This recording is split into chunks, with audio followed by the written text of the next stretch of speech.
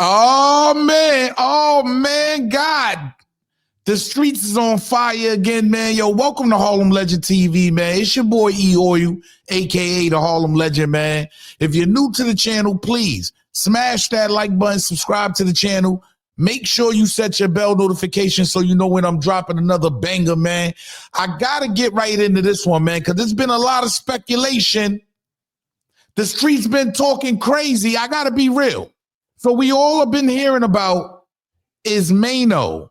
You heard Bedstuy's very own. You feel me? Is he a rat? Has he snitched on his co-defendant? Well, I got a lot of calls from different people that were locked up with the code. See, this is what happens when the co-defendant goes a rat. He was locked up, so he was talking a lot. A lot of people want to tell a story.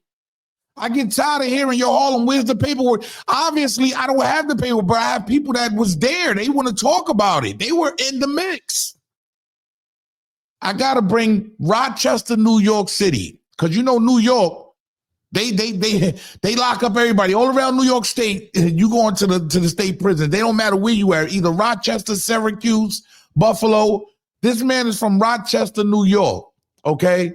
I introduce y'all to Flacco. Flacco, what's really good, my G? What's good, Harlem Legend, man? What's good, baby? What's good, man? I want to jump right into this, man, because you know, a lot of people, I had a guy up on the show, shout out to Trap. He said he was in the same jail that Maino's co-defendant was in. And it's like, you know, he was telling his story. And, you know, I mean, were you there? Like, how do you even come into play here, sir? Like, let me know something, man. Yeah, man. I was I had pulled up to Franklin. I was coming from what was that? Orleans, the SHU, the Special Housing Unit in Orleans. They transferred me all the way to the Adirondacks, and I landed in Franklin, and that's when I met Dre. Dre, when you say Dre, what? Pretty Black? Yeah, Pretty Black. Maino's Andre co-defendant. Brown. I know him as Andre Brown, and that's my Muslim brother. I know him as Sharif Mason. But yeah, Pretty Black. Oh, talk your talk. Talk your talk. So you were actually in the same jail with him. You was in the system with him. How was it? Because did you know he was Maino's co-defendant? What was your conversation? Like, you called him your Muslim brother. So I don't know if you had conversations with this man. Like, how was that? Yeah. So when I found out on draft day when I was going to Franklin, I already knew what it was hitting for because my man Jimmy Jones, he not trading gangster blood and shit. I mean, but he from my town, and yeah, he was in the spot. I heard about he was in the spot. So when I pulled up to the spot, I sent word out for him to come out to the yard. So we spent the yard, and I asked him about how was the Muslim community at this spot, and he said it wasn't well organized, but his man is official and Maino's Code. That's how it all started right there, that conversation. Oh, okay. So it's been a lot of speculation, right? Let's get to this, Flacco. And what year was this? Because I want to clarify that to make sure everybody's in the same time frame. What year was that? I landed at Franklin from the SHU Orleans S Block in 2010. Okay. 2010. So I want to get right into it because there's been a lot of speculation on Maino, right? And allegedly they saying that he told on his co-defendant, Pretty Black. Did you ever hear anything about that? Did you have anything like how was that? Like, did he ever speak on that? Like, how was that? In fact, me and Jim Jones met up. Myself from the town met up at the yard. We spinning. Told me about Pretty Black and how Maino told on him and stuff. I asked him if he seen the paperwork. He actually said he seen the paperwork, and but fuck all that. I'm gonna just get to the spill, man. Yeah, I became an ART facilitator and a recce. I was able to see both sides of the jail, the front and the back of the jail. Okay. And Maino just had, Pretty Black, Andre Brown, Dre, as I call him. I just after the orientation dorm, I landed in his little pod, which was L dorm, and that was in the back. And ever since we linked up and we we we shit. Damn, I'm over here. You can hear me? Yeah, I can hear you good. All right, my bad, Brody. Damn, my shit was breaking up and shit. Yeah, but when I met him in L dorm, he was trying to push that paperwork out because he can't see people from the front side, and we was living in the back side. So the homie Mo Dog had pulled up. That was his code D. That was Maino Codefendant. Wait. So at the time, they have another code D by the name of Mo Dog, right? And Mo Dog. And you said he pulled up to the spot too? He pulled up to the spot. So this is when Dre was like, yo, you an ART facilitator. You should be able to see him at orientation, which is phase 1. It's all in the same building. Okay. So he was like, yo, go ahead, Brody. No, go ahead. I want you to go. So he was like, yo, listen, such and such. I forgot son's name. All I remember was Mo Dog. So he was like, yo, such and such just pulled up from the town and all that. I need you to push this paperwork, so he can see for himself and stuff. So I asked Dre, like, yo, can I read through it? He was like, go ahead, do what you guys do. So we had 45 minutes. Wait. You asked Dre, can you actually read through the paperwork? Yeah, and then as his Muslim brother, that's my brother. He confided in me. He's like, yo, here, yeah, go ahead and read it. What exact? So you read Maino's paperwork? I read Maino's paperwork. I've seen it with my 2 eyes, bro. Break down what you've seen and break down the case if you can, if you remember. I just need to know, what did you see? Okay. Well, I had 45 minutes before movement time, so I had like 45 minutes to read it. So I went straight to it. I just went straight to Maino's page. So as I'm looking, I see Jermaine Coleman, and I see his testimony. And what I read, it was Jermaine Coleman, and the DA asking Jermaine Coleman questions. So what I seen, it said that it was somebody. I don't know if it was Mo Dog. I don't know if Mo Dog was already at the apartment and stuff, but I think it was I'm pretty sure it was Mo Dog and Pretty Black had pulled up somewhere in Harlem, somewhere in Manhattan, and met up with Sanchez. I remember that last name. I'm Puerto Rican. My last name Rivera. So I'm gonna remember Spanish name. So Sanchez. So he met up with Sanchez. Trying to get some work to son. Mo Dog came from behind, or whoever the other code D was, but I'm assuming is Mo Dog. Came up from behind, put him at gunpoint, and it was a wrap. Duct taped the motherfucking, him and Drake took him to Maino's. It's either his sister or his mother house. It was Maino's people's house. Just know that. It's either his mom or his sister. Because his Codis is also his sister and the stepdad, his mom boyfriend. They also all part of that case. Kidnapping, held for ransom, and all that. Okay, this is deeper than what I thought. This is deeper than what I thought. Yeah, but it gets deeper than that. Harlem. Oh, go ahead. Talk. Man, this is what I read. The DA asked him, what happened on such and such day? Maino said, Andre Brown, a.k.a. Sharice Mason, pulled up to his people's house. They was like, okay, so what did you do when he knocked on the door and stuff? I let him in. He said he let him in. He said, Jermaine Coleman, was you aware of what was going on? Like any criminal activity, anything funny and stuff? He's like, yeah. They was like, what you was aware of? He said, I just seen somebody duct tape, around duct tape and tied up. Wait, you saying Maino is saying all this in paperwork? Yeah, Maino was saying all that in paperwork. And this is the paperwork that that Pretty Black gave you. Yeah, that's Discovery package. Oh, wow. Discovery. Yep. Go ahead, brother. Carry on. Yeah. So the DA asked was like, so you knew it was a kidnapping going on and stuff. That he said yes.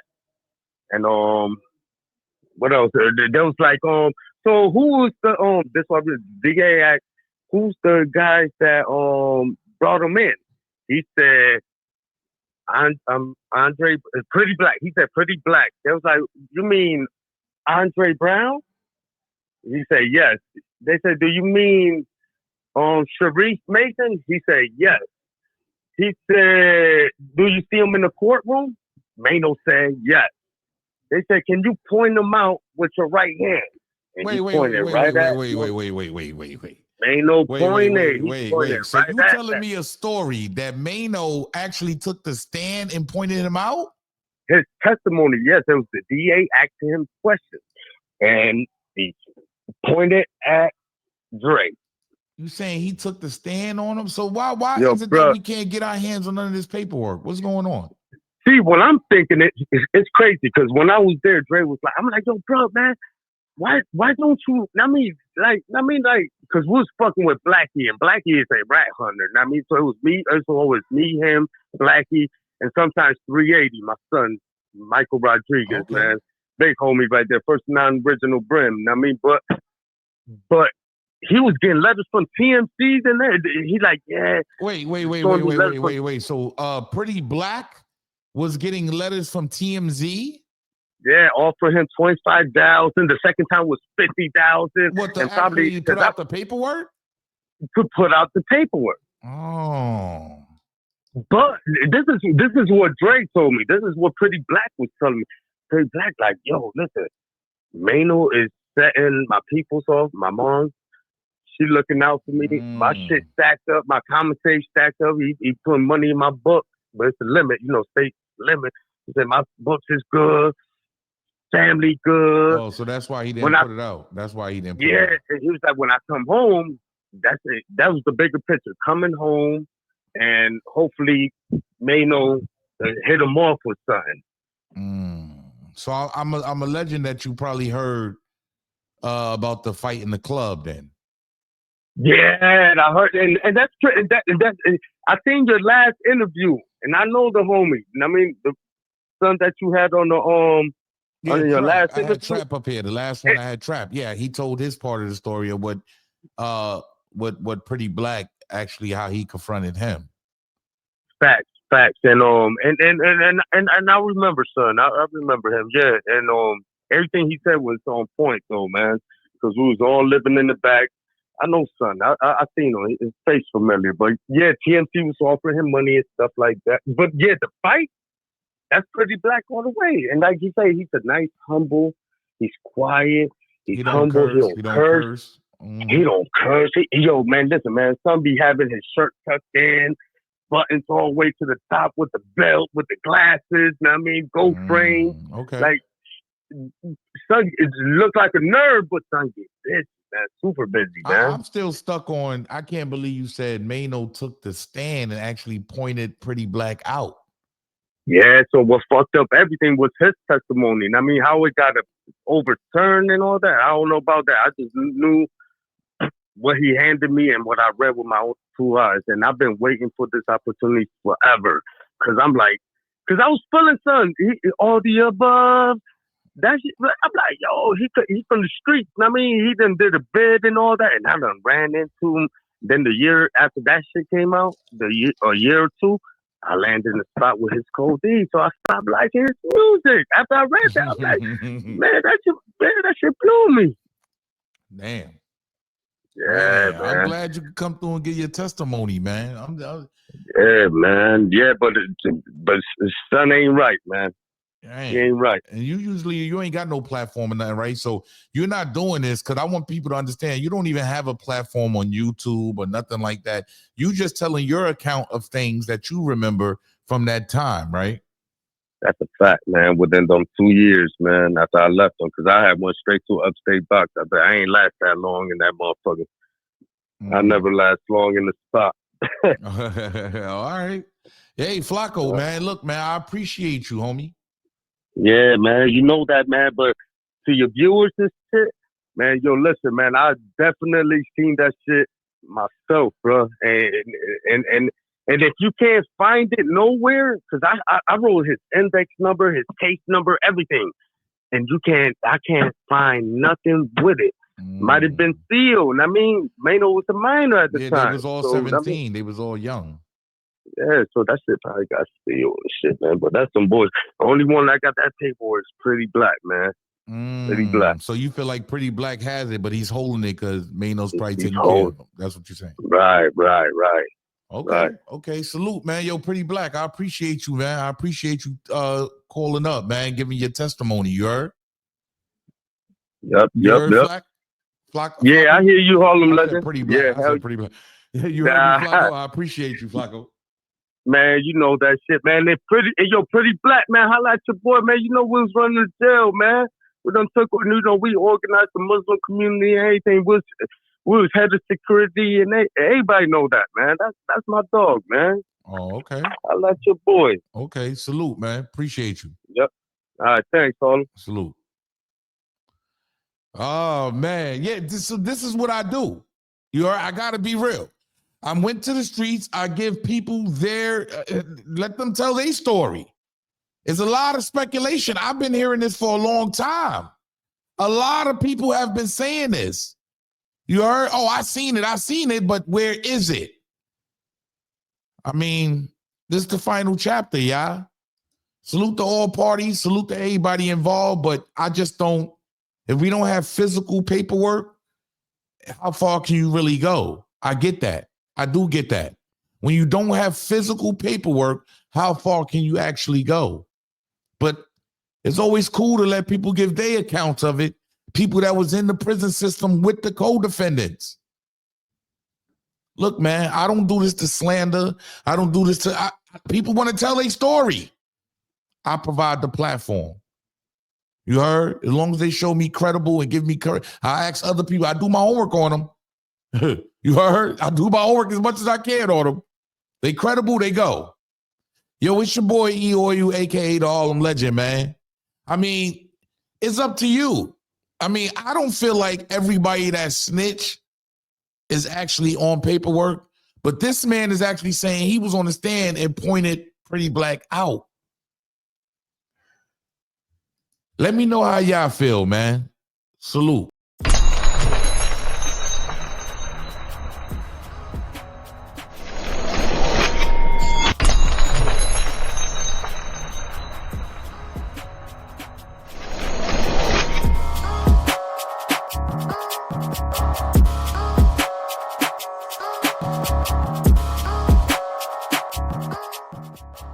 Harlem Legend TV, salute to you, brother.